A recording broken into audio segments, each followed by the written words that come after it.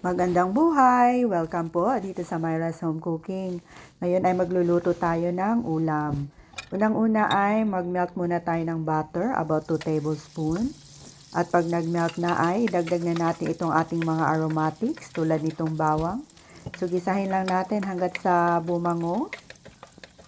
At saka isunod na natin itong ating sibuyas. So, ipagpatuloy lang ang paggisa hanggat sa maging translucent na po. At isunod na natin ilagay itong ating beef strips or cube. Timplahan ng patis ayon sa inyong panlasa. Maglalagay din tayo ng konting ground pepper at konting asin. So, ipagpatuloy lang po ang paggisa hanggat sa maging mag-brown na po itong ating meat. So, lutuin lang natin to hanggat sa mag-absorb na po yung kanyang liquid. At pagkatapos ay maglalagay din tayo ng isang beef cube. At ibuhos na natin itong ating isang tasang tubig. Naglagay din tayo ng konting seasoning, pero optional lang po ito. Stir lang muna natin hanggat sa matunaw itong ating beef cube. At ilalagay din natin itong ating kamatis, isang large tomato po. So, takpan lang muna natin to at lutuin hanggat sa lumambot po itong ating beef. Kung medyo matigas pa yung beef, ay maaari kayong magdagdag ng tubig. So, dahil ito ay malambot na, ay ilalagay na natin itong ating potatoes.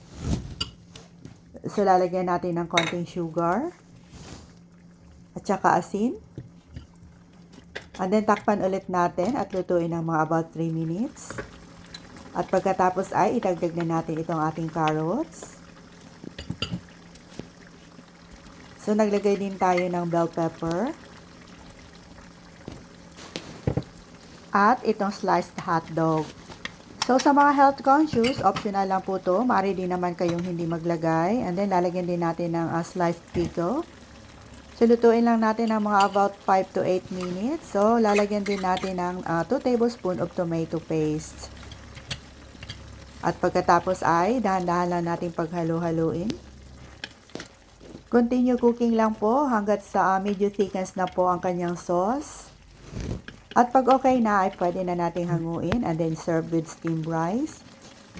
So, itry nyo na din itong lutuin mga Ma'am Shay. Siguradong magugustuhan nyo rin po at ng buong pamilya. Maraming salamat!